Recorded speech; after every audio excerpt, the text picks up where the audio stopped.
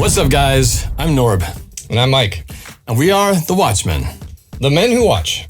If it's on a screen, we're watching it, talking about it, and sharing our thoughts with you guys.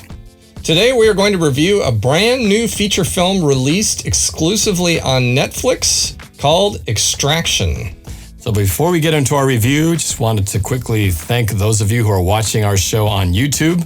Please remember to like the video, subscribe, and continue watching us because we're doing it for you guys. And for those of you who are listening on our podcast, thank you for doing so. We appreciate your support and hope you'll keep staying with us as we continue our show, The Watchmen. So Norb, you picked this film and I didn't even look up a synopsis. I figured I would defer to you and let you go first. I'll just take up second on this one. Okay. All right. So Extraction, as you mentioned earlier, this is a exclusive Netflix movie. And a black market mercenary named Tyler Rake, played by Chris Hemsworth, who has nothing to lose, is hired to rescue Ovi, the kidnapped son of an imprisoned international crime lord. But in the murky underworld of weapons dealers and drug traffickers, an already deadly mission approaches the impossible. Directed by Sam Hargrave. And my first thing I would say, Mike, is the reason this film even came up, they definitely marketed well to me because I was seeing so much of this movie in my Netflix feed. Every time I'd launch Netflix, I'd see Extraction. Every time I'd look through my Instagram feed, there's Extraction. Oh, there's the thing about a long one-shot, behind-the-scenes little clip about Extraction. And I said, Mike, let's go look at Extraction. It's new. So they definitely spent some money and somehow got this in front of my eyes because it's the reason why I chose this one. So that's so funny when you talk about marketing because all I'm getting marketed to me on Instagram and Facebook now are audio plugins. Oh, I'm getting those too. But that's all I get. It's almost annoying. Obviously now they've gotten the technology to where you start browsing for things, they start customizing the ads to things you're clearly looking for. Do. And it's almost to the point of ridiculousness because now we're just getting bombarded with the last internet search that we did. And it's like, okay, I don't need to know more about these plugins. I've already done my shopping. Stop it enough. And that is why Facebook and Instagram are really not free. Yeah, you pay for it in different ways. But I don't know how, obviously Netflix must have figured out I like action movies or something, but they put a lot of this in front of me and it worked because we jumped in and checked it out. So, well, I did the talking for the intro. I guess I'll toss first reactions over to you, Mike, at this point. Well, when we did our review on the voices last week, one thing you said you liked about seeing the voices is you didn't know anything about it going into it. And I didn't know anything about it going into this movie. You mentioned Chris Hemsworth to me, and that was it. And it was great to go into this film not even having seen a trailer. I sat down yesterday and decided I'm just going to watch it. I think I heard something about a long, cool shot somewhere, and that was it. And I will be the first to say then that this movie is really, really good. I really liked it a lot. It had some really, really good action. Number one, that's what this movie is all about, is action. So if you like action movies, this does not disappoint. I got one little nitpick I'll maybe get into in a minute, but I was thoroughly entertained to the point where I watched it again that evening and got some other family members to watch it with me because I thought, this movie for a Netflix release felt like something I would have seen in the theater. It was at that level. Sometimes Netflix movies or certain movies released on streaming services, they're good, but there's a production value. This had full feature film production value. It did. One of the things I liked the best about it, I will say that is the number one, is that it clearly was filmed in India.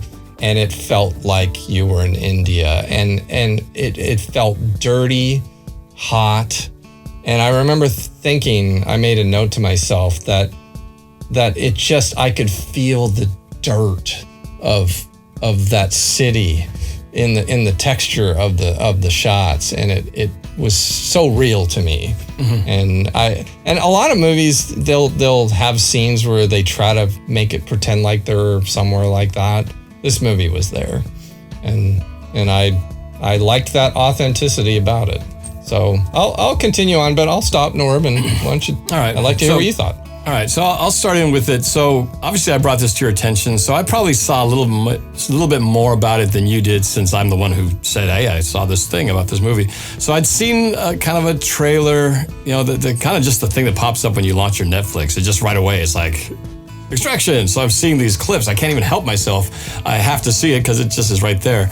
And then I saw the short 60-second featurette about one of the longest one-shot takes, and so of course I couldn't help but watch that. So I'm already building anticipation for myself, which is a dangerous thing, because I'm a very big proponent on the weight of expectations to your liking the movie is sometimes inversely related. You know too much, sometimes your movie reaction will be not as good. So I knew a little bit more than I probably would have wanted to. But at the same time, I thought, okay, I know what this is about. It's Chris Hemsworth. It's an action movie. So I kind of had certain things I knew to expect, but now I knew there was going to be this long shot in there. So I was looking for that. But to go along your point, I thought, agreed. I think Netflix originals have come a long way. Instead of just sort of being indie, lower budget stuff that they do, this clearly was one that could have easily been up there with any Born Identity level of action. They certainly did not. I don't think they took any shortcuts. This is up there with any Mission Impossible, any combat movie. This had just as much grit to it. And of course, the long 12.5-minute shot where there's no perceived stopping of the camera and the camera going in and out of vehicles in that way where you go, this is obviously digitally sewn together, but it was good. It was like, wow, that's slick. That's the choreography to make a shot and a sequence like this blows your mind on how they're able to stitch it together so well. So from the standpoint of that authenticity and that level, that this was just as up there with any other action feature film, I think they did a really good job at portraying that. I do have some issues with the film, but I'll get into that on the next part. But everything you kind of said, I'm with you in terms of what they'd pulled off technically and at the level that matches any other action feature film. Well, one thing I think is interesting about this is Hollywood is all about trends. And that is because movies are made to make money. They are. And it's the investors. You talk about famous directors, famous actors. What's funny is no one knows the names of the actual investors, the people that own the studios, the ones making the big bucks. No one knows who they are. They're the ones quietly behind the scenes saying, yeah, you take your fame, you take your notoriety, we're going to take it to the bank. And so they're all about trends. And the latest trend is David Leitch and Chad Stahelski have shown that stuntmen can make really good directors for directing action movies. And so, of course, Sam Hargrave comes along, another stuntman. Let's let him direct a movie, because David and Chad have shown us that they can make movies that make money. So I find it interesting. We are in this trend now that stuntmen are getting the director chair given to them. And the only mystery is, how long is that trend going to last before a new trend takes over? I don't know. And I think, as long as there's a market for action movies, there's going to be a need of somebody who knows how to do action. And clearly what it is stuntmen, they start out as stunt people, and then they become stunt coordinators. And then from stunt coordinators, they become assistant, a second unit directors, and eventually move into the director's chair. And if you're doing an action movie, why not? Because they know how to build the sequences, and now it's just taking that next level of putting a camera to photograph it. But then there's the other part. Okay, they know action. All right, but how well do they know story and characters? How well do they know story and characters? And I guess that's where it brings me to my part two, my critique. And I guess that's where I'm going to get into the not so great side of about this film. I assume we're spoiler free, right? No spoilers here. Right? I don't think we're spoiling the plot by doing this. I'm not going to get into twists. Not that I think it gets that deep to where there's any mind-bending surprises. But in terms of the actual characters, I mean, I laid out sort of the overall synopsis. It's extraction. What's an extraction? You got to take somebody out and rescue them from a scene. So clearly you know that much. So there's some... The action is great, but a true great film finds a way to blend action and have characters that you care about. I never got there. obviously I want Chris Hemsworth to survive because he's my hero in here. You know, he's the good guy. And again, and for him to succeed, you need his mission to succeed. So obviously you're rooting for that. But then you're trying to go, okay, where are my character bonds? How much do I care about him? How much do I care about him and the person he's rescuing? And then how much do I care about the bad guy? Does the bad guy, when obviously there's a bad guy, and if there's a good guy, there's going to be a bad guy in an action film. And to put a kind of a complete blanket on it, I really didn't care about anybody. The bad guys are pretty one-dimensional. Chris Hemsworth, other than him being the guy that you want to survive, there's not a whole lot of depth. And then at a certain point of the movie, there's a point where they do it slows the action down a little bit, and then there's some character building moments there. I was to a point where I'm ready to just delete this scene. I don't even need this. I'm ready to just go to I could have done without that. Let's just go right to the action. I know where it's going to end up, and let's just get there. It didn't work for me. And so I felt like from a standpoint of something beyond the action I was expecting, I didn't really get it. And so it's that difference between a good action movie or a movie with good action and a great movie because you took great action and had the other levels that you needed. I felt like that part never really connected with me.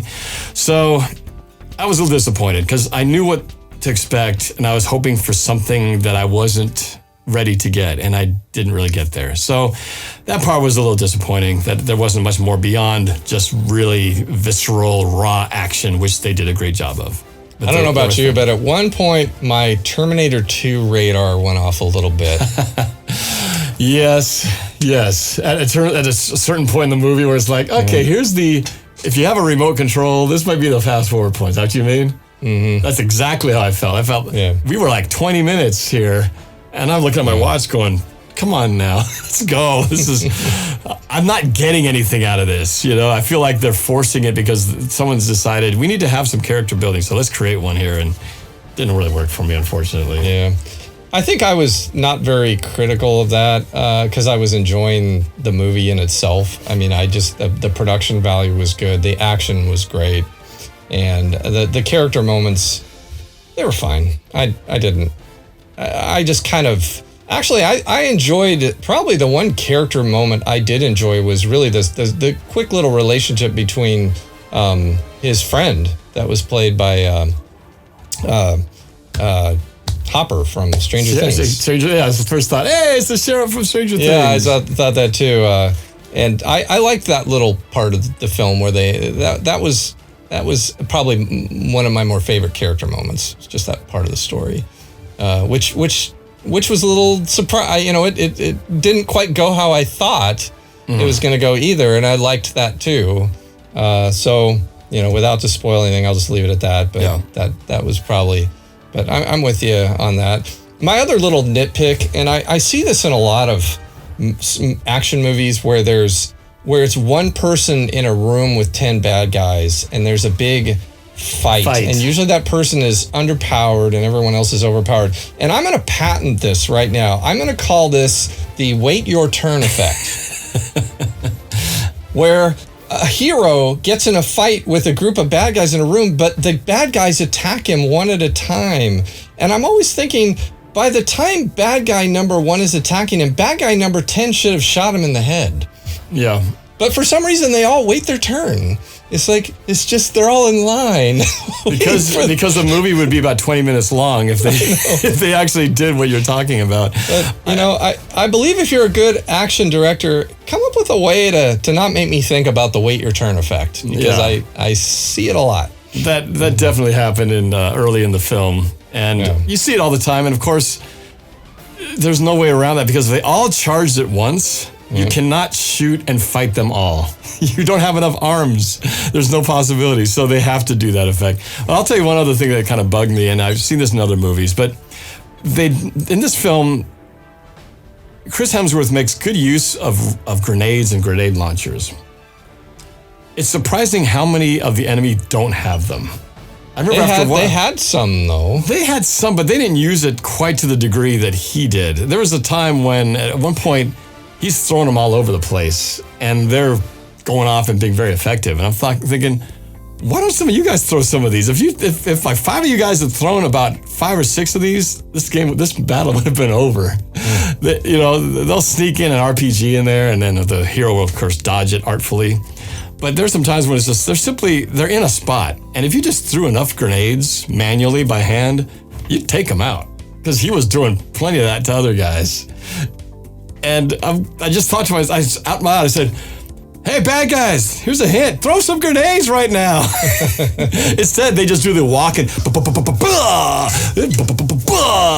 It's like, stop walking out with your gun and just exposing yourself and getting killed, because that's the dumbest move you could do. And you see it, 100, I think there must have been 200 guys killed in this movie, right? I mean, the body count is I was thinking there. They need a body count meter. They need a body count meter, because there's so many. And a lot of them are just guys who are walking, getting gunned down. Bah!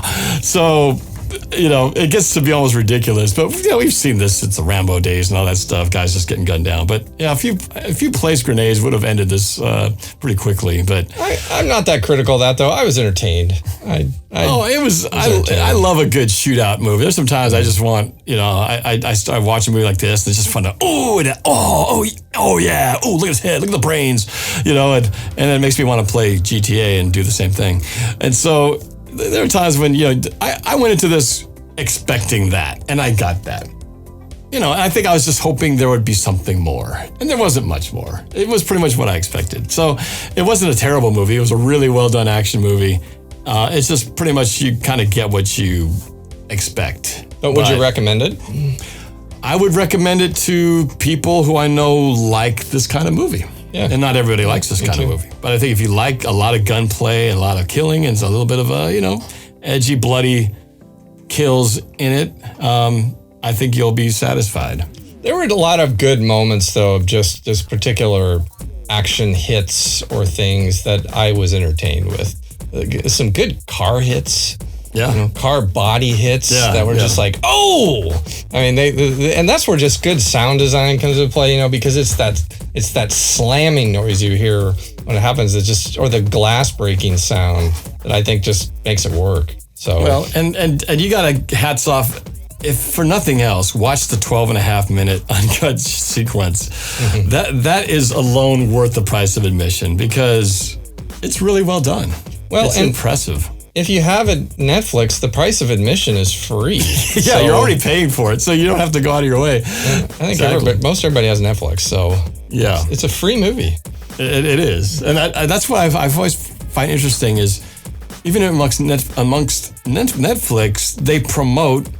they have to promote certain movies, but it's different because it's not like a movie theater has to promote or a movie distributor has to promote the release of their movie coming out. But they obviously put more effort for Extraction, at least in my queue, because I was seeing so much advertising for it in multiple locations.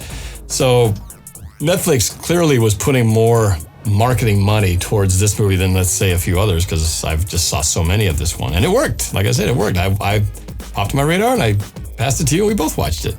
So, but yeah, so it's a solid combat action movie with a really cool 12.5-minute one shot in it. Did you do any behind the scenes research on this movie? Not really. I did some. You go jump in on it. I will just say that the behind the scenes shots I saw of how they did some of the 12.5-minute clip, the camera operator, who's obviously really into the action shots. There were some shots where literally the guy is just strapped on to the front of a car and he's just holding the camera and they're just driving, following cars, slamming into cars, and he's literally just holding onto it, strapped onto it. So there's just some really cool, it's as raw as it looks. It's a guy. So you know who that guy was? I ran across his name, but I don't know it by memory. Share me the light on it. That camera guy was the director. Oh, so he was shooting it too? Mm-hmm. Okay, well then, more respect, more props to the director. He felt, because it was dangerous stunt-type camera work, he felt that he should do it. And he said, and then I wouldn't have to deal with, if someone didn't get the shot, I could only blame myself. I didn't know that, and I respect that even more. That's cool.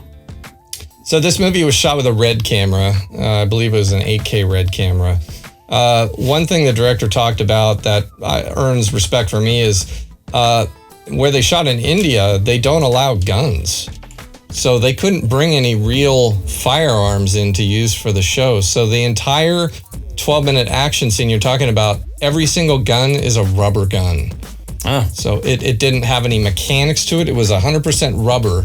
So all the muzzle flashes, everything, all post-production. And he said, I really hope people don't sense that. He said, then we did our job. And I never did. I never sensed that they had rubber guns.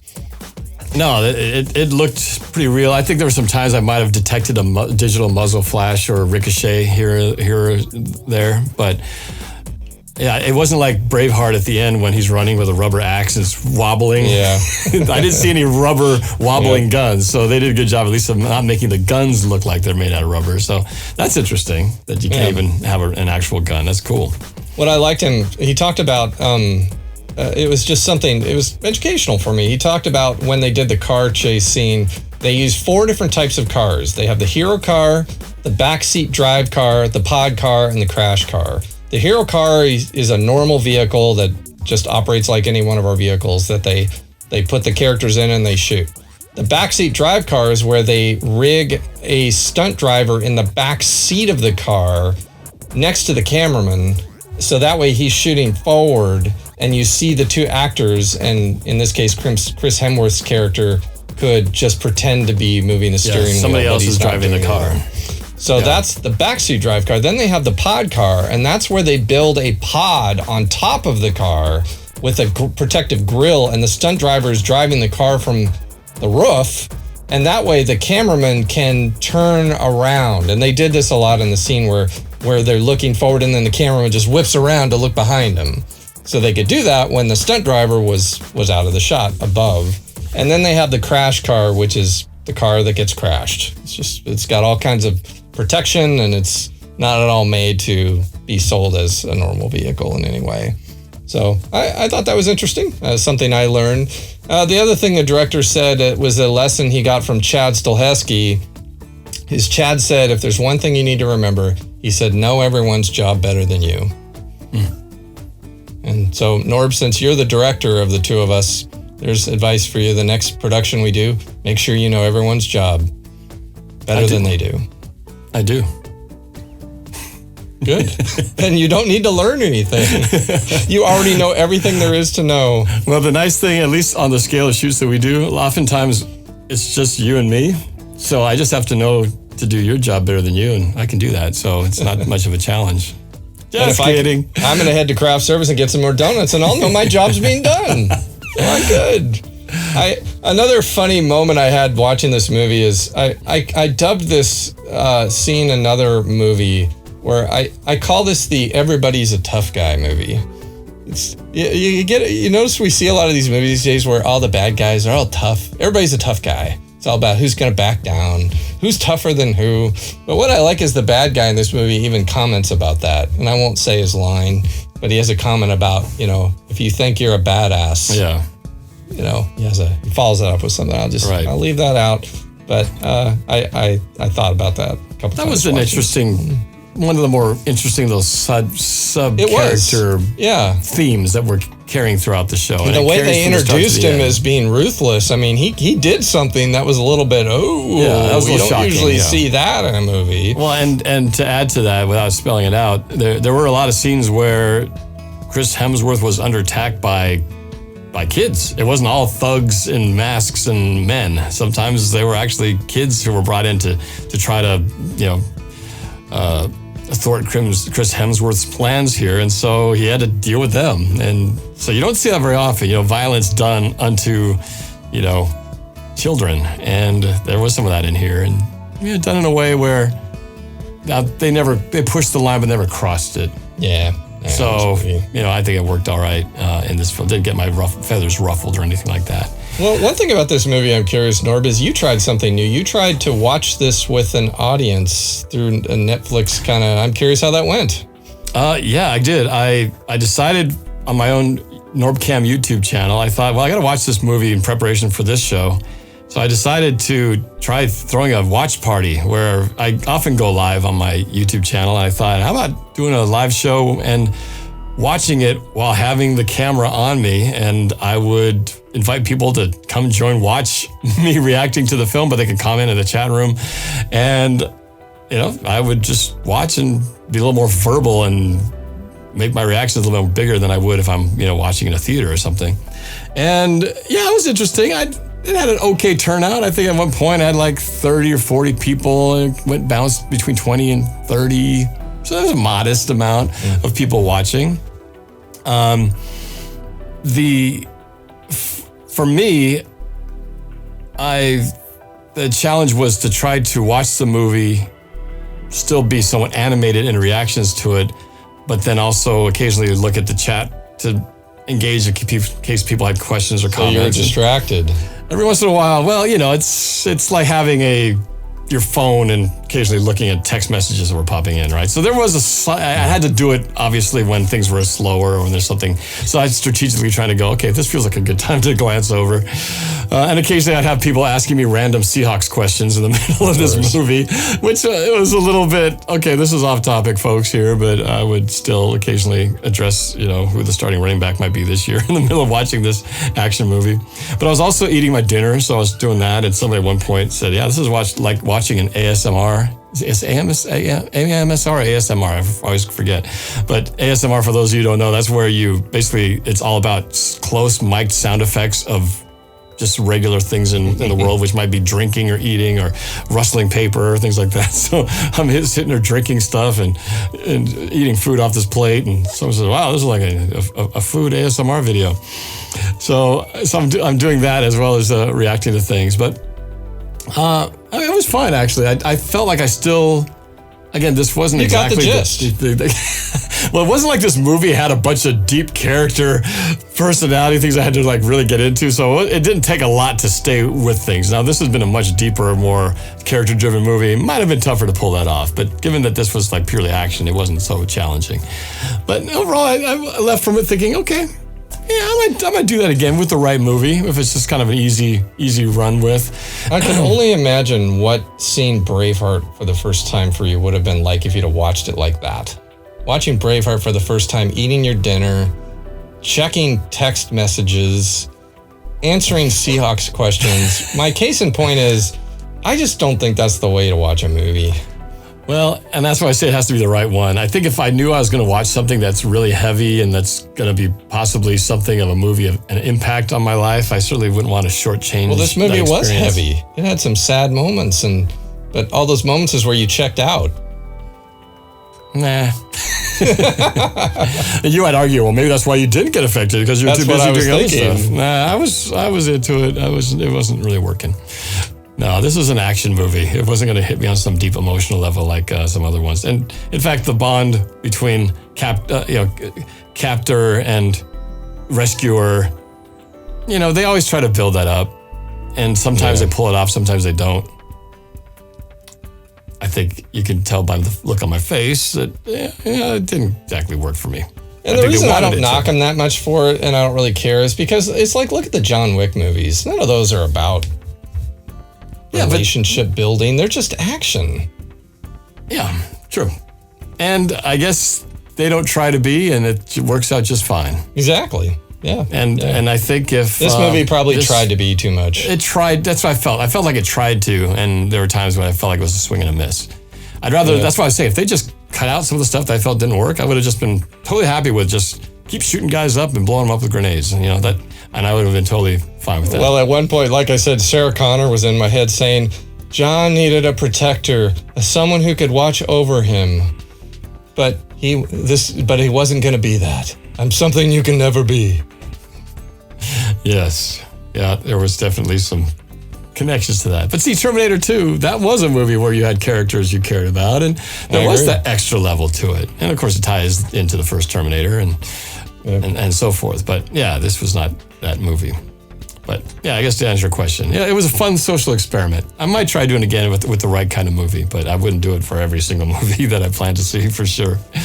But it was interesting. At one point, somebody said, "Man, Norb, I would never want to go to a movie with with you in the theater because you'd be that person who would never shut up and keep spoiling things. I said, that's the kind of person I hate too. This is not how I normally am in a movie. I can attest that going to a movie with Norb, he does not do that. No, I don't. He's usually asleep.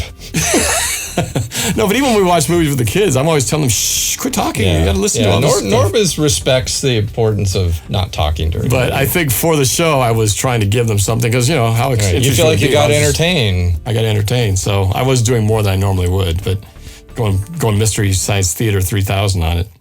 But it is weird, though. It is weird to be watching and you have to be a certain way because all eyes are on you. It's definitely a different deal. I think it's almost better to do that when you're watching a movie you've seen a ton of times. Like imagine doing Ghostbusters. That's true. Yeah, that's true. You could Terminator, rattle Star Wars. or maybe a movie everybody else has seen. So that at this point, nobody's really missing anything. You're all just kind of going into it laughing about, this is a good part. Remember this part? Yeah, you can just check in and out of the movie whenever you want, and you still have the movie in your head. That's true. Yeah, maybe that's the way to go. So that's a good point. That's true. So next up, Ghostbusters with norb-cam. Spoil everything and quote just a ton of quotes. Well, I'm glad you recommended this. This was your pick, and this was a good pick. Glad I saw it. I don't think I ever would have seen this movie if you hadn't brought it to my attention. I think it just would have just disappeared like many of the others. There's a lot of movies, and if it were not for the extra marketing they did, it would have just passed by me like many of the other movies on the list on the Netflix site. But this one, somehow they got me, and it got it to you too. So yeah, I'm glad I saw it though. It's a good solid action movie with some pretty cool sequences in it. So you got a surprise for us? This is going to be the first historical show where Norb, I could not come up with anything. No. I thought a lot about it. I don't have any Chris Hemsworth action figures I just couldn't. So, I tossed to you. Do you have anything in your back pocket that you have any gummy bears down there, nice and warm and soft? Don't put me on the spot or anything. Want to share? I just got nothing. Well, I think you've already done this, but I'll do it anyway because it'll be coming. You want to show me your Tempest game? No, it's got no tie-in. I will do this. This isn't really the first time, but it's just I mentioned watching this movie. Just anytime I watch any shoot 'em up movie, it makes me want to do one thing, and that is to play. GTA. You can't see it, or can you? Hey, you can't see it. Yeah, my favorite game on the Xbox One, GTA Grand Theft Auto 5. Sorry, it's not really looking that good on the camera here, but I love this game, and it's because of that reason that it's all about. I can go and be Chris Hemsworth's character and just go and shoot up a bunch of guys and throw grenades and blow things up. And in this game, you can just do that. I just love the fact that I can do that. So I'm playing more online now these days, and it's one of those go-to creature comforts that if I ever need to just get my violent tendencies out, this is my way to do it. I just, it never gets old. It's always so much fun. I wish I could give you a better image. I'll still a better image. Grand Theft Auto, so much fun. Well, we've actually talked about on Future Watchmen shows, Norb and I going slightly independent and just doing some gameplay videos. So I think Norb will probably do some GTA Watchmen show where you can just watch and play GTA, and I've got some other games that I like to play, and we'll just keep them in the theme, but it may be just a little bit of independent Watchmen. Yeah. A separate kind of playlist if you're interested in that sort of thing. Not for everybody, but I think it'll be for some people. Yep. So, all right. We're all about what we're watching, and playing video games is something we're watching, as far as I'm concerned. Yeah, and sometimes they tie into each other, or they affect each other, or they inspire one to the other. And so, yes, Extraction, Grand Theft Auto, shoot 'em up. It's a lot of fun. That's it. Before I sign off, just once again, thank you for those of you watching us on YouTube. Please like, comment, subscribe. And for those of you who are listening on our podcast, thank you so much for your support, and hope you will continue to listen to us wherever you listen to your podcasts. I'm Norb. And I'm Mike. And we are The Watchmen. Thank you for watching, and we will see you next time. Thanks for watching The Watchmen. Please click on here to watch other episodes, and be sure to hit that like button too. And please subscribe and hit that notification bell. That way you'll always be alerted to any future episodes. It really helps us out, and we appreciate it. We'll see you next time. And remember, we'll be watching.